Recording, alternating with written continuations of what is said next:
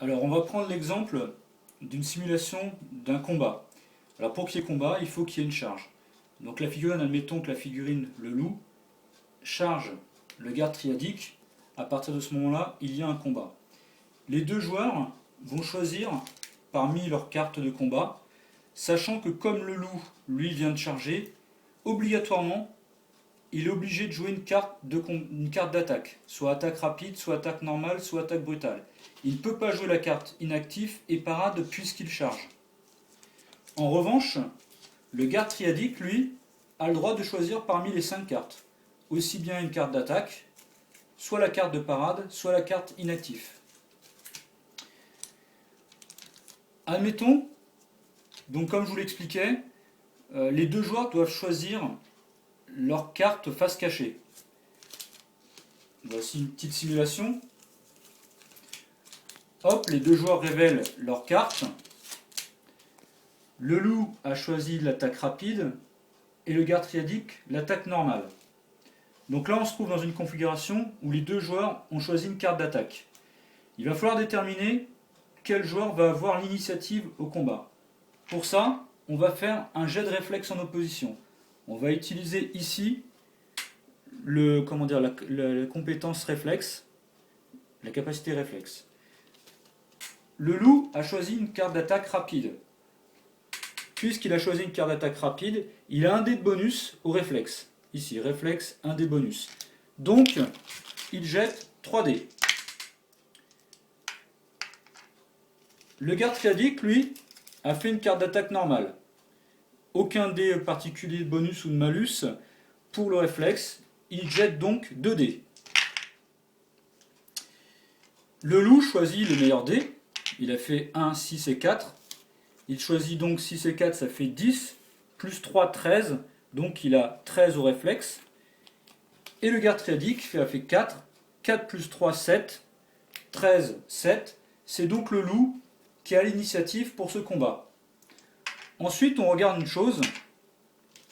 Il est indiqué sur la carte d'attaque rapide qu'il a un dé de bonus contre l'attaque normale. Et c'est le cas. C'est-à-dire que le loup a choisi une carte d'attaque rapide et le garde triadique une carte d'attaque normale. Le loup a donc un dé de bonus au combat contre le garde triadique. De plus, il a chargé. Alors, de base, on a tout le temps 2 dés, que ce soit pour les jets de réflexe, d'esprit ou de combat. Alchimie, on a tout le temps 2 dés de base. Le loup a chargé. Il avait donc un dé de bonus puisqu'il charge. Et puisqu'il a choisi la bonne carte, la carte rapide sur l'attaque normale, il a un dé supplémentaire. Il va donc lancer 4 dés pour le combat. Il lance 4 dés. Il va falloir qu'il passe la défense. Le loup a 4 en défense et le garde triadique... le loup a 4 en combat et le garde triadique a 10 en défense. Il lui suffit simplement de faire au moins 6. Donc là, il pourrait très bien choisir le 1 et le 5. Donc ça ferait 6 plus 4, 10. Ou bien il pourrait choisir le 3 et le 5, 8 plus 4, 12. Ou bien 6 plus 5. Peu importe, il suffit simplement qu'il fasse au moins 10. Et là, le plus intéressant que le loup a à faire, c'est après la combinaison des symboles. Là, on voit bien, il y a une masse, une hache et 2 épées. Parmi les 4 dés, il ne peut en conserver que 2. Là, le plus intéressant va être de conserver la masse et la hache, puisque c'est ça qui va faire le plus de dommages. Donc, il va conserver 6 et 1, 7, plus 4, 11. Il passe la défense de 10. Et ici, on regarde les symboles. Ça fait masse et hache, 4 de dégâts. Seulement, comme il a fait une attaque rapide, les dommages sont lus une colonne à gauche. Ce qui fait que 4, on décale à gauche, 3. Il fait donc 3 de dommages. Donc ici, 1, 2, 3 dommages pour le garde triadique. Il se retrouve en jaune. Maintenant, c'est donc au garde triadique, qui n'avait pas d'initiative au combat, de taper.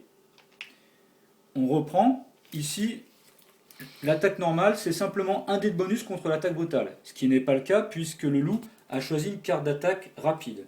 Donc, il lance simplement 2 dés. Donc là, il fait 6 plus 3, ça fait 9.